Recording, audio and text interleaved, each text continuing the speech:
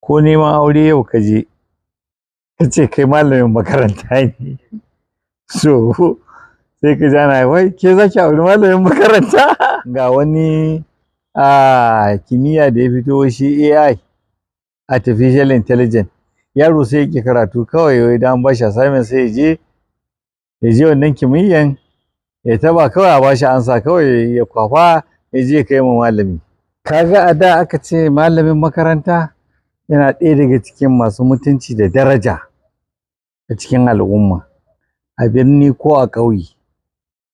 Amma a yau in ka ce ma malamin makaranta ne, malamin makaranta yanzu zaka je yana jin kunyan ya faɗi cewa shi malamin makaranta ne, saboda yan zamani sun ɗauke shi ba muhimmanci.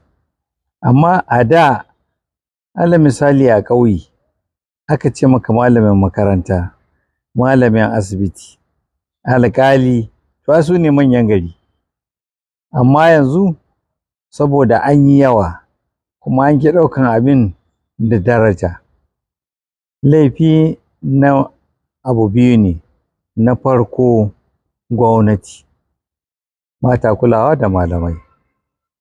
Abin tausayi ne malami yanzu ka ji malami na an san albashin da bai kai 100,000 ba, to yau ko kai da matanka ne kawai ake baka 100,000, wallahi ba zai ishi mutum a wata ba, to balle a ce ga yara ga sauran harkokin yau da kullum.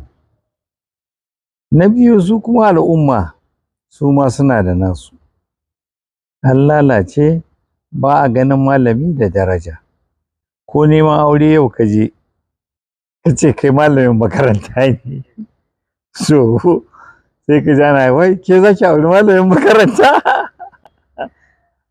Ka gani, ɗauki shi malamin makaranta ba wani muhimmi ne, wanda ko malamin makaranta ya fi kowane malami.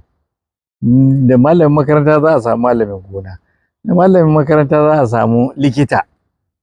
Duk sana'a da ka sani sai fa an koyar da kai. To wallahi a da na san cewa malaman mun fi tsoron su ma da iyayenmu. Muna ɗaukan su da muhimmanci da daraja sosai wallahi. Kuma a da lokacin da muka yi makaranta, 60s na yi makaranta, wallahi in baka zo makaranta ba dan gatanci na malamai a da, za su sa kattin yara su je gidanku a tambayi iyayenka, ba a ga wani a makaranta ba, ko meye dalili? Iyayenka su ce ai ban sani ba. To shikenan an ba waɗannan